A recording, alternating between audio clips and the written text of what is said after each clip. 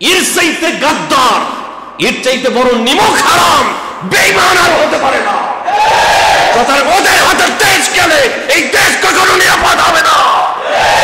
এই জন্য আমাদের সকলের একটাই দাবি থাকবে, নতুন কাপড় পুরাতন কোনো কাউকে আমরা পরাইতে চাই না, নতুন মানুষকে আমরা নতুন কাপড় পরাবো। এই জন্য আগামী সংসদ হবে আল কোরআনের সংসদ, আগামীতে নেতৃত্ব দেবে দেশের ইসলাম পন্থীরা ইনশাআল্লাহ। রাজি আছেন? আল্লাহ যেন আমাদেরকে কবুল করেন, বলেন আমিন। আরেকটু জোরে বলেন আমিন। দেখেন, কারো বিরুদ্ধে কিছু বলতে চাই না, কিন্তু সত্য অস্বীকারীদের বিরুদ্ধে কিছু বলা দরকার আছে না নাই?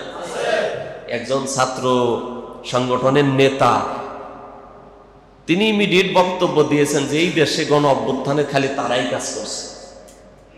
সরাসরি এক দলের নাম ধরে বলছেন তারা কেউ ছিল না, জামাত শিবিরের কাছে ছিলই না। অথচ তার দলের বড় নেতা বলছে যে সরকার পতনের আন্দোলনের সাথে আমরা নাই। কি বানায় বলতেছে এইগুলা?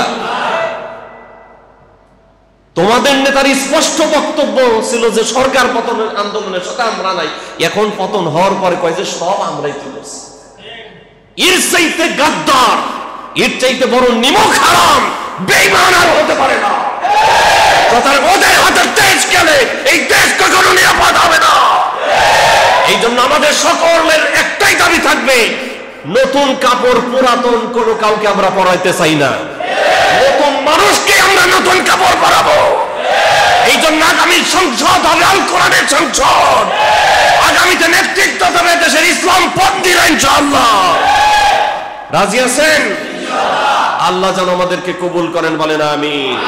আরেকটু জোরে বলেন আমিন। কোনো ভয় পাওয়ার দরকার আছে? কিসের ভয়? কিসের ভয়? একজনই, তিনি কি? ঠিক কিনা বলেন? আল্লাহ যেন তার ভয় অন্তরে নিয়ে সত্য প্রতিষ্ঠার প্রাণান্তকর চেষ্টা জীবনের শেষ দিন পর্যন্ত আমাদেরকে করে যাওয়ার তৌফিক দান করেন, বলেন আমিন। আরেকটু জোরে বলেন আমিন।